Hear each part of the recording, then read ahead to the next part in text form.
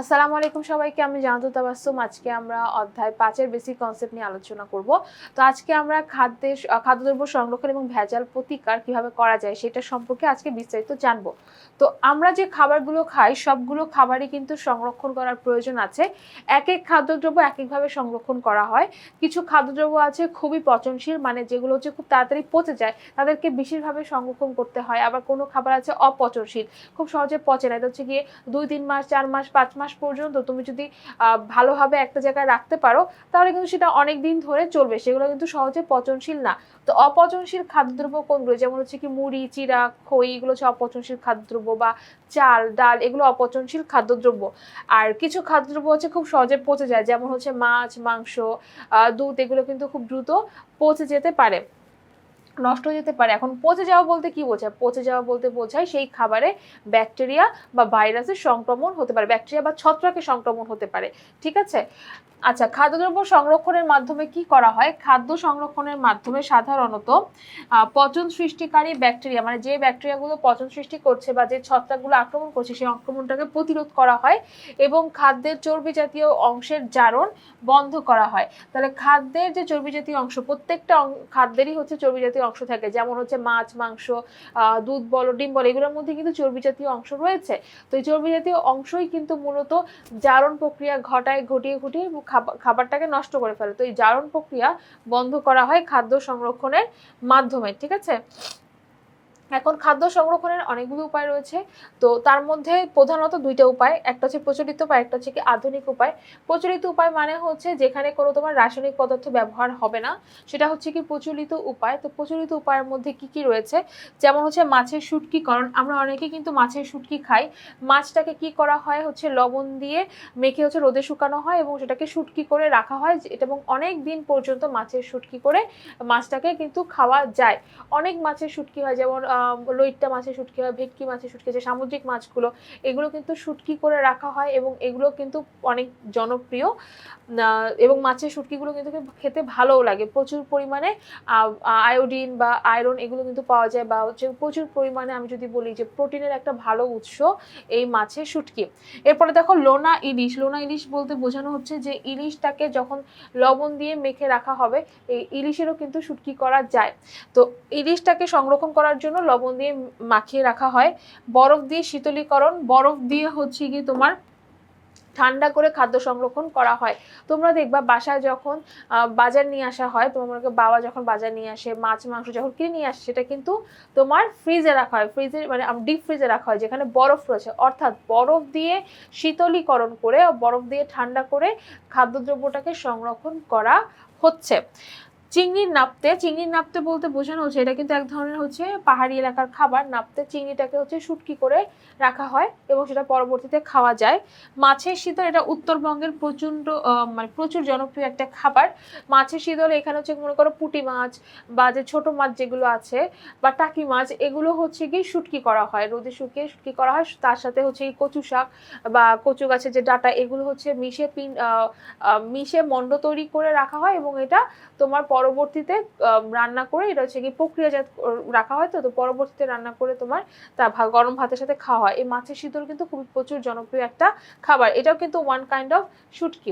এরপর হচ্ছে কি আচার দেখবা, আচার একবার বানালে কিন্তু অনেক দিন থাকে, কারণ অনেকে আচারে ভিনেগার দেয়, ভিনেগারটা হচ্ছে খাদ্য সংরক্ষণ করতে পারে। আবার অনেকে হচ্ছে সরিষার তেল দেয়, সরিষার তেলও কিন্তু খাদ্য সংরক্ষণ করতে পারে। তো এই যে আচারে হচ্ছে যে যেটার আচার তৈরি করা হচ্ছে সেখানে সরিষার তেল বা ভিনেগার ব্যবহার করার কারণে কিন্তু খাদ্যদ্রব্যটা অনেকদিন ধরে ভালো থাকে, সংরক্ষিত থাকে, এখানে ব্যাকটেরিয়া বা ছত্রাকের সংক্রমণ হয় না।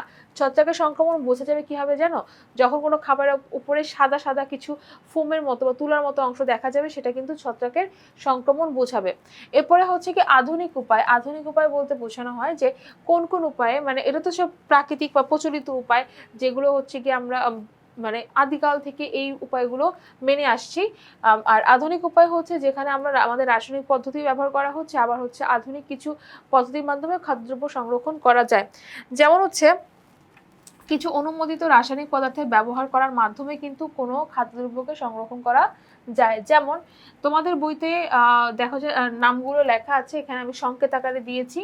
সোডিয়াম নাইট্রেট, সোডিয়াম ক্লোরাইড এটা কিন্তু খাবার লবণ, অবশ্যই মাথায় রাখবা যে লবণ কিন্তু এক ধরনের খাদ্য সংরক্ষণ, এক ধরনের আমি বলবো যে প্রিজারভেটিভ, ঠিক আছে, খাদ্য সংরক্ষক, সে কিন্তু প্রিজারভেটিভ হিসেবে তাকে ব্যবহার করা যায়।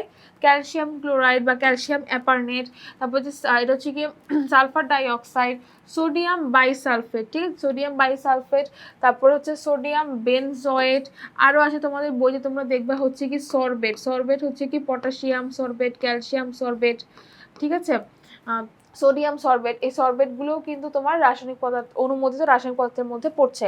এখন এগুলো কোথায় কোথায় ব্যবহার করা হয়?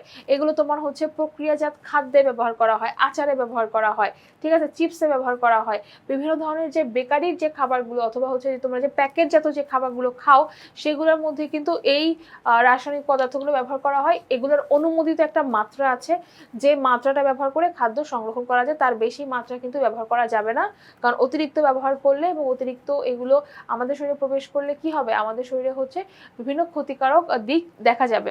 এর পরের পদ্ধতি হচ্ছে ক্যানিং বা কৌটাজাত। ক্যানিং বা কৌটাজাত হচ্ছে এটা এক ধরনের পদ্ধতি, যে পদ্ধতিতে উচ্চ তাপমাত্রায় খাবারটাকে ফুটিয়ে তারপরে হচ্ছে তার মধ্যে জলীয় অংশটাকে বের করে দিয়ে এরপরে বায়ুরোধী কাচের জার বা টিনের পাত্রে যখন আটকে রাখা হয় দীর্ঘ সময়ের জন্য সংরক্ষণ করার জন্য, সেটাকে বলা হচ্ছে ক্যানিং বা কৌটাজাত। তো এই ক্ষেত্রে 1.5 বছর বা তারও বেশি সময় ধরে এই খাবারগুলোকে সংরক্ষণ করা পসিবল হয়, ঠিক আছে, এবং এই খাবারগুলোকে কিন্তু উচ্চ তাপমাত্রায় ফুটানো হয় এবং বায়ুরোধী কাচের জারেও কিন্তু এদেরকে রাখা হয়। বায়ুরোধী কাচের যে কাচের জার থেকে কোনো বাতাস থাকবে না, এবং যখন পাত্রে তোমার ওই খাবারটা ঢালবে সেই পাত্রে কোনো বাতাস থাকতে পারবে না, কারণ বাতাস থাকলেই হবে কি, বাতাস থাকলে অক্সিজেন থাকবে, অক্সিজেন থাকলেই হচ্ছে সেই খাবারগুলো জারিত হবে, জারিত হলে নষ্ট হয়ে যাবে। তো এইভাবে ক্যানিং পদ্ধতির মাধ্যমে কোনো খাবারকে দীর্ঘ সময়ের জন্য সংরক্ষণ করা পসিবল হয় এবং এটাতে কোনো জলীয় অংশ থাকে না, ফলে খাবারটা দীর্ঘ সময় সংরক্ষিত থাকে। এর পরেরটা হচ্ছে গিয়ে ধোয়ার মাধ্যমে স্মোকিং। ধোয়ার মাধ্যমে স্মোকিং হচ্ছে কাঠের ধোঁয়ায় বা হচ্ছে গিয়ে কোনোভাবে অন্য কোনো ধোঁয়ার মাধ্যমে একটা খাবার থেকে, একটা খাদ্যদ্রব্য থেকে যখন তার জলীয় অংশটাকে শুকিয়ে সংরক্ষণ করা হয় তাকে বলা হচ্ছে ধোয়ার মাধ্যমে স্মোকিং। অর্থাৎ এখানে ধোঁয়া দিয়ে সেই খাবার থেকে সকল জলীয় অংশকে বের করে দেয়, সেখানে ব্যাকটেরিয়া বা ছত্রাকের সংক্রমণ যাতে না হয় সেইভাবে করে কিন্তু তোমার এই পদ্ধতিটা সম্পন্ন করা হয়। তো এটার মাধ্যমেও কিন্তু সাধারণত খাদ্য সংরক্ষণ করা যায়। তার মানে আমরা প্রচলিত উপায় সম্পর্কে জানলাম এবং আধুনিক উপায়গুলো সম্পর্কেও জানলাম।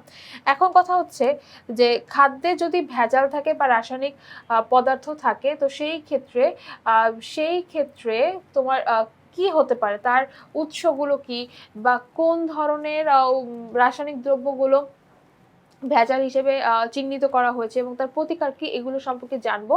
তোমাদের বইতেও দেখবে এটা দেয়া আছে। তো ভেজাল বা বিষাক্ত রাসায়নিক দ্রব্য, প্রথমে হচ্ছে অ্যান্টিবায়োটিক। অ্যান্টিবায়োটিক কিন্তু খুব ভালো কিছু না। অ্যান্টিবায়োটিক কেন দেয়? অ্যান্টিবায়োটিক দেয় দেখবে যে অনেক সময় কুরবানির যখন হাট বসে তখন অনেক গরুকে কিন্তু অ্যান্টিবায়োটিক দেওয়া হয় যাতে তাকে মোটা তাজা লাগে, বা অনেক সময় মুরগি শরীরেও কিন্তু অ্যান্টিবায়োটিক পুশ করে যাতে তাকে হচ্ছে মোটা তাজা বড় লাগে, ওজনটা বেশি আসে, বেশি দামে বিক্রি করা যায়। তো এগুলো কিন্তু কোনোটাই ঠিক না। মাছ এবং পশু খাদ্যে ব্যবহার করার ফলে কি হয়, এই অ্যান্টিবায়োটিকটা প্রাণী শরীরে জমা হয়, তাকে মোটা তাজা লাগে, স্বাস্থ্যবান লাগে। কিন্তু যদি তুমি এটা খাও, এই অ্যান্টিবায়োটিক দেয়া যদি এই যে মাছ বলো, মুরগি বলো বা হচ্ছে গরুর মাংস যদি খাও, তাহলে কি হবে, তোমার শরীরে এই অ্যান্টিবায়োটিক ঢুকবে, তোমার শরীরে হচ্ছে গিয়ে কিডনিতে, হার্টে এটা হচ্ছে কি খারাপ দিক দেখা যাবে। এগুলো হচ্ছে কি আমাদের হার্ট, কিডনি এগুলো কিন্তু নষ্ট করে দিতে পারে। প্রতিকার কি? প্রতিকার হচ্ছে শুধু অনুমোদিত ঔষধ হচ্ছে রেজিস্টার্ড চিকিৎসকের পরামর্শ মোতাবেক ব্যবহার করতে হবে। শুধুমাত্র চিকিৎসক যখন বলবে যে তোমাকে এতটুকু পরিমাণে ব্যবহার করতে হবে, তুমি তখনই ব্যবহার করতে পারবা, কিন্তু প্রয়োজন ছাড়া কখনোই ব্যবহার করতে পারবা না। আচ্ছা, হেভি মেটাল বলতে কাদেরকে বোঝানো হচ্ছে? এই যে দেখো, ক্রোমিয়াম, সীসা, লেড, এগুলো হচ্ছে কি হেভি মেটাল। এগুলো কোথায় থাকে? এগুলো হচ্ছে যত ফ্যাক্টরি রয়েছে, যেমন হচ্ছে ট্যানারির যে ফ্যাক্টরি বা হচ্ছে যে কাপড়ের যে ফ্যাক্টরি, সেখানে কিন্তু এই বর্জ্য পদার্থগুলো পাওয়া যায়। তো এই বর্জ্য পদার্থগুলো কি হয়, ফ্যাক্টরি থেকে যখন এই বর্জ্য পদার্থগুলো কোনো পুকুরে পড়ছে বা কোনো নালায় পড়ছে বা কোনো নদীতে পড়ছে, তখন সেইখানে এই বর্জ্য পদার্থগুলো কিন্তু পানির সাথে মিশে যাচ্ছে। তো পানির সাথে মিশে গেলে কি হবে, সেই পানিতে থাকা মাছ বলো বা হচ্ছে শ্যাওলা বলো, সেগুলোতে কিন্তু এই হেভি মেটালগুলো তাদের শরীরে যাচ্ছে, তখন ওই নদীর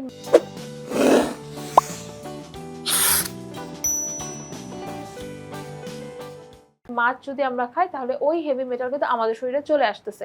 তো হেভি মেটাল তার মানে কি, একটা লং প্রসেস। এই হেভি মেটাল যুক্ত মাছ যদি আমরা খাই বা মুরগি যদি হেভি মেটাল যুক্ত খাবার খায়, সেটা থেকে কোনো না কোনোভাবে আমাদের শরীরে কিন্তু প্রবেশ করছে। এবং মাছ এবং পশু খাদ্যে ব্যবহৃত অখাদ্য উপাদান হিসেবেও কিন্তু এরা প্রাণী শরীরে জমা হয়। তো দেখা যায় কি যে ট্যানারির যে বর্জ্য তৈরি হচ্ছে বা কোনোভাবে যে বর্জ্য তৈরি হচ্ছে, সেগুলো কি হয় মুরগির খাদ্য বা মাছের খাদ্যে এগুলো মিশিয়ে দেয়। ফলে মিশিয়ে দিলে কি হয়, ওরা যখন এই খাবারটা খাচ্ছে তখন তাদের শরীরে ধীরে ধীরে এই হেভি মেটালগুলো জমা হচ্ছে। যদি জমা হয় তাদের নিজেদেরও যেরকম ক্ষতি হয়, এই খাবারগুলো যদি আমরা খাই তখন সেই ক্ষেত্রে আমাদের শরীরেও ধীরে ধীরে এই যে অখাদ্য উপাদান এগুলো কিন্তু জমা হয়ে যায়। আমাদের শরীরের যে অঙ্গ প্রত্যঙ্গ আছে, যে ইন্টারনাল যে অঙ্গ রয়েছে, সেগুলো কিন্তু ধীরে ধীরে অকেজো হয়ে যেতে পারে। তো প্রতিকার কি? প্রতিকার হচ্ছে অখাদ্য উপাদান যেমন ট্যানারির বর্জ্য, কয়লা, মাটি, প্রাণীর বিষ্ঠা এগুলো ব্যবহার পরিহার করতে হবে। তাহলে ট্যানারির বর্জ্য কখনোই আমরা মাছ মুরগি এদেরকে দিব না। কয়লা, মাটি, প্রাণীর বিষ্ঠা এগুলো ব্যবহার সম্পূর্ণরূপে পরিহার করতে হবে। এরপরে দেখো বাণিজ্যিক রং। দেখা যায় কি বিভিন্ন খাবার তৈরি করার জন্য, যেমন মনে করো আইসক্রিম, গোলা আইসক্রিম, শরবত, রঙিন পানীয়, ভাজা পড়া বিভিন্ন মিষ্টি তৈরিতে দেখা যায় অনেক সময় কালার ইউজ করে। দেখবা আমরা লাল মিষ্টি অনেক পছন্দ করি বা বিভিন্ন আইসক্রিমের বিভিন্ন রকমের কালার রয়েছে, এই কালারগুলো কিন্তু আমরা পছন্দ করি। এগুলো হচ্ছে গিয়ে যদি তোমার বাণিজ্যিক রঙগুলো অনুমোদিত ব্যবহার করা হয় তাহলে কিন্তু সেটা আমাদের শরীরের জন্য ক্ষতিকর। কারণ কিছু কালার আছে যে সেগুলো হচ্ছে বিএসটিআই অনুমোদিত, সেই কালারগুলো কিন্তু খাবারে ব্যবহার করা যাবে, কিন্তু কাপড়ের রং কখনোই খাবারে ব্যবহার করা যাবে না। অনেক দেখা যায় অসাধু ব্যবসায়ী হচ্ছে তার ব্যবসা লাভের জন্য এই কাপড়ের রঙগুলোকে খাবারের রঙে ব্যবহার করছে, ফলে সেটা কিন্তু আমাদের শরীরে প্রবেশ করে ধীরে ধীরে আমাদের শরীরটাকে অসুস্থ করে ফেলছে। তাহলে আমাদের কি করতে হবে? এটা প্রতিকারের একটাই উপায়, শুধু অনুমোদিত খাদ্য রং ব্যবহার করতে হবে। এরপর হচ্ছে কি ফরমালিন। ফরমালিন আমরা অনেক শুনেছি যে মাছে ফরমালিন দেয়। ফরমালিন দিলে কি হয়, অনেকদিন ভালো থাকে। কিন্তু মজার ব্যাপার হচ্ছে ফরমালিন কার উপাদান জানো? মর্গের লাশ সংরক্ষণের প্রধান উপাদান হচ্ছে গিয়ে ফরমালিন। তো মাছ, দুধ, ফল ইত্যাদি সংরক্ষণে এই যে ফরমালিন ব্যবহার করা হয়, কিন্তু ফরমালিন ব্যবহার করার কোনো অনুমোদন না, এটা ব্যবহার করা যাবেই না। কারণ সেখানে একটা লাশকে, এক মানুষের লাশকে সংরক্ষণ করার জন্য ফরমালিন দেওয়া হয়। সেখানে আমরা কি করছি, সেখানে আমাদের ব্যবসায়ীরা কি করছে, যারা স্বার্থলোভী ব্যবসায়ী তারা কি করছে, তারা এই ফরমালিন ব্যবহার করছে মাছটাকে সংরক্ষণ করার জন্য, দুধ বা ফল বা হচ্ছে গিয়ে মাংসটাকে সংরক্ষণ করার জন্য। এটা কি ঠিক? এটা কখনোই ঠিক না। এটা প্রতিকারের একটাই উপায় হচ্ছে গিয়ে ফরমালিন ব্যবহার নিষিদ্ধ করতে হবে, ফরমালিন ব্যবহার সম্পূর্ণরূপে পরিহার করতে হবে। কীটনাশক, বিভিন্ন কীটনাশক হচ্ছে ব্যবহার করা হয় শাকসবজির ক্ষেত্রে। শাকসবজি যখন চাষ করা হয় তার ক্ষেত্রে শাকসবজি উৎপাদনে বালাইনাশক হিসেবে ব্যবহার করা হয়। তবে বিষাক্ততা অনেক ক্ষেত্রে রয়ে যায়। শুটকিতে ডিডিটি এর অনুমোদিত ব্যবহার, এটাও কিন্তু একটা উৎস। তো দেখা যায় কি শাকসবজির ক্ষেত্রে অনেক পোকামাকড় হয়, তো সেই পোকামাকড় যাতে বা কীটপতঙ্গ যাতে আক্রমণ না করে অনেক সময় কীটনাশক দেওয়া হয়। তবে কীটনাশক দেওয়ারও কিন্তু নিয়ম আছে। তোমার কিন্তু যে কীটনাশকগুলো অনুমোদন নাই সেগুলো কিন্তু কখনোই দেওয়া যাবে না, কিন্তু যেগুলোর অনুমোদন আছে একটা মাত্রা আছে, সেই মাত্রা অনুযায়ী কিন্তু ব্যবহার করা যাবে। কিন্তু তারপরও দেখা যায় কীটনাশকের বিষাক্ততা কখনোই হচ্ছে গিয়ে পুরোপুরিভাবে যায় না, তবে অনেক ক্ষেত্রে রয়ে যায়। তো সেই ক্ষেত্রে যেটা করতে হবে, প্রতিকারের উপায় হচ্ছে কীটনাশকের বিষাক্ততা নষ্ট যখন হয়ে যাবে তারপরে শাকসবজি বাজারজাত করতে হবে। না হলে ওই শাকসবজিতে যদি কীটনাশক থাকে তখন সেই কীটনাশক আমাদের শরীরে প্রবেশ করবে এবং আমাদের শরীরে কি হবে, হার্টের ঝুঁকি থাকবে, কিডনির ঝুঁকি থাকবে। তখন দেখা যায় যে আমাদের দেখবে যে আস্তে আস্তে মানুষের ক্ষেত্রে এই রোগগুলো কিন্তু অনেক বাড়ছে। হার্ট ফেলিওর, তারপরে ব্রেন স্ট্রোক, তারপরে হচ্ছে গিয়ে কিডনির ড্যামেজ, এই রোগগুলো কিন্তু বাড়ছে। কেন বাড়ছে? কারণ এই যে অস্বাস্থ্যকর খাবার খাওয়ার জন্য কিন্তু আমাদের এই রোগগুলো বেড়ে যাচ্ছে। এবং শুটকিতে কখনোই ডিডিটি ব্যবহার না করা। এখন ডিডিটি কি একটু লিখে রাখতে পারো, ডিডিটির পূর্ণ রূপটা কি? দেখো ডিডিটির পূর্ণরূপ কি, ডাইক্লোরো ডাইফিনাইল ট্রাইক্লোরো ইথেন। এটা দেখো অনেক বড় নাম, এই জন্য সংক্ষেপে ডিডিটি বলছে। তো শুটকিতে ডিডিটি কখনোই ব্যবহার করা যাবে না। ব্যবহার করলে কি হবে, সেটা কিন্তু আর খাওয়ার উপযোগী হবে না। সেটা হচ্ছে এইটা আমাদের শরীরে যদি প্রবেশ করে, এগুলো শরীরে প্রবেশ করলে কি হবে, আলটিমেটলি আমাদেরই শারীরিক ঝুঁকি থাকবে।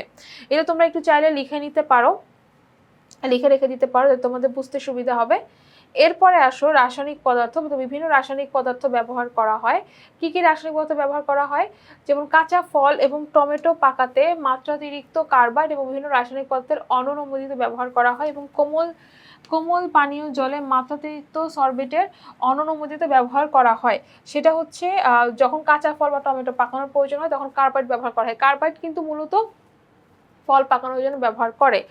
আর হচ্ছে যে আমরা কোল্ড ড্রিঙ্কস গুলো খাই সেখানেও কিন্তু মাত্রাতিরিক্ত সরবেটের অননুমোদিত ব্যবহার দেখা যায়। এখন প্রতিকার কি? প্রতিকার হচ্ছে ফলকে পাকতে সময় দেওয়া, মানে হচ্ছে প্রকৃতিগতভাবে যেন ফল পাকে। ফল কাঁচা অবস্থায় আমরা নিয়ে আসলাম কিন্তু সেটাকে হচ্ছে ফল পাকার জন্য রাসায়নিক পদার্থ ব্যবহার করলাম, সেটা তো ঠিক না। তাহলে আলটিমেটলি আমাদের শরীরে কিন্তু রাসায়নিক পদার্থই প্রবেশ করছে। কার্বাইড ব্যবহারে নিরুৎসাহিত করা, অর্থাৎ কার্বাইড ব্যবহার করা যাবে না। পরিমিত মাত্রায় সরবেট ব্যবহার করা যাবে, যেহেতু কোল্ড ড্রিঙ্কসে সরবেট ব্যবহার করা হচ্ছে, তো সরবেটটা হচ্ছে অল্প পরিমাণে মাত্রার মধ্যে ব্যবহার করতে হবে। আর একটা হচ্ছে কি জীবাণু, জীবাণু হচ্ছে খাদ্য উৎপাদন কিংবা প্রস্তুতিকালে জনস্বাস্থ্যের জন্য ক্ষতিকর জীবাণু খাদ্যে মিশে যেতে পারে। যখন খাদ্য উৎপাদন হয়, খাদ্য প্রস্তুত করা হয়, তখন যেটা হয় কিছু ক্ষতিকর জীবাণু খাদ্যের মধ্যে প্রবেশ করতে পারে, যেটা ব্যাকটেরিয়া হতে পারে, ছত্রাক হতে পারে, সেটা কিন্তু প্রবেশ করতে পারে। তো সেই ক্ষেত্রে প্রতিকার কি? প্রতিকার হচ্ছে বায়োসিকিউরিটি নিশ্চিতকরণ। বায়োসিকিউরিটি মূলত খাদ্য উৎপাদন থেকে শুরু করে খাদ্য যখন গ্রাহকের কাছে পৌঁছাবে সেই পর্যন্ত, মানে প্যাকেটজাত করা পর্যন্ত প্রত্যেকটা ধাপে যখন সেই খাদ্যের তোমার হচ্ছে গিয়ে নিরাপত্তা নিশ্চিত করা হবে, সেটাই কিন্তু বায়োসিকিউরিটি। অর্থাৎ যখন খাদ্য উৎপাদন হবে সেক্ষেত্রে এমনভাবে খাদ্য উৎপাদন করতে হবে সেখানে যাতে কোনো জীবাণু প্রবেশ করতে না পারে, কোনো ব্যাকটেরিয়া সংক্রমণ না হয়, কোনো ছত্রাক সংক্রমণ করতে না পারে। তারপর খাদ্য উৎপাদন করার পরে সে খাদ্যটাকে তোলা বা আহরণ করা, যদি শাকসবজি হয়, ফসল হয়, সেটা আহরণ করা, তারপর সেটা ফ্যাক্টরিতে নিয়ে যাওয়া, সেটাকে প্রসেস করা, প্রসেস করে যদি সেটা প্যাকেটজাত করতে হয়, প্যাকেটজাত করা। এই যে যত রকমের যত ধাপগুলো বললাম, প্রত্যেকটা ধাপে এমনভাবে নিরাপত্তা নিশ্চিত করতে হবে, এমনভাবে সংরক্ষণ করতে হবে যাতে হচ্ছে কোনো জীবাণু প্রবেশ করতে না পারে, জীবাণু প্রবেশ করে সেই খাবারটাকে নষ্ট করে ফেলতে না পারে। এটা নিশ্চিত করাই হচ্ছে কি বায়োসিকিউরিটি। এবং প্রত্যেকটা খাবারের ক্ষেত্রে বায়োসিকিউরিটি নিশ্চিতকরণ জরুরি, কারণ কোনো একটা ধাপে যদি জীবাণু প্রবেশ করে তাহলে সেই জীবাণুটা কিন্তু দেখা যায় ধীরে ধীরে সেই খাবারটাকে নষ্ট করে ফেলতে পারে, তখন আর আমরা সেই খাবারটা গ্রহণ করতে পারবো না। এবং এখন আমরা যে এতগুলো যে রাসায়নিক পদার্থ পড়লাম, রাসায়নিক পদার্থ উৎসগুলো পড়লাম, যেমন অ্যান্টিবায়োটিক, হেভি মেটাল, বাণিজ্যিক রং, ফরমালিন, কীটনাশক, রাসায়নিক পদার্থ, যদি অন্য কোনো জীবাণু হয়, এগুলো যদি আমাদের শরীরে প্রবেশ করে তাহলে কি হতে পারে? আমাদের শরীরের জন্য মানে আমাদের শরীরের জন্য ঝুঁকিটা কি? ঝুঁকিটা হচ্ছে যদি এগুলো আমরা নিয়মিতভাবে গ্রহণ করি, আমাদের খাবারে যদি হেভি মেটাল বা বাণিজ্যিক রংটা থাকে, ফরমালিন থাকে বা কীটনাশক থাকে, তাহলে কি হতে পারে? যেটা হতে পারে আমাদের যকৃতে এই জীবাণু, এই হচ্ছে হেভি মেটালগুলো জমা হতে পারে। আমাদের হচ্ছে কি লিভার বা যে কিডনি বা হচ্ছে কি যে আমাদের যে হার্ট, এগুলো ক্ষতিগ্রস্ত হবে।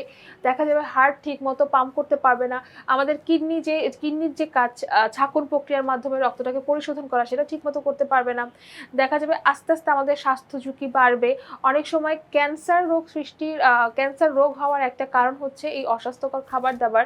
তো যদি এই ক্যান্সার একবার হয় তাহলে কিন্তু সেটা আর নিরাময় করা পসিবল হয় না। তবে হ্যাঁ, যে অনেক অনেক চিকিৎসা আছে, চিকিৎসার মাধ্যমে ক্যান্সারটাকে দূর করা যায়, তবে অনেক ক্ষেত্রে কিন্তু এখনো এটা এটা নিরাময়যোগ্য না।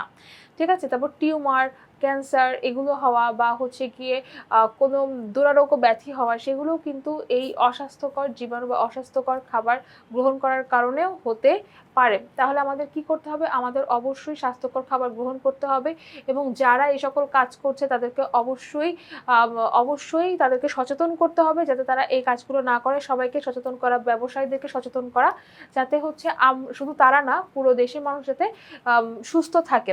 কারণ খাবার যদি ভালো না হয়, খাবারের মাধ্যমে তোমার শরীরে যদি জীবাণু প্রবেশ করে, তাহলে কিন্তু তুমি সুস্থ থাকতে পারবে না।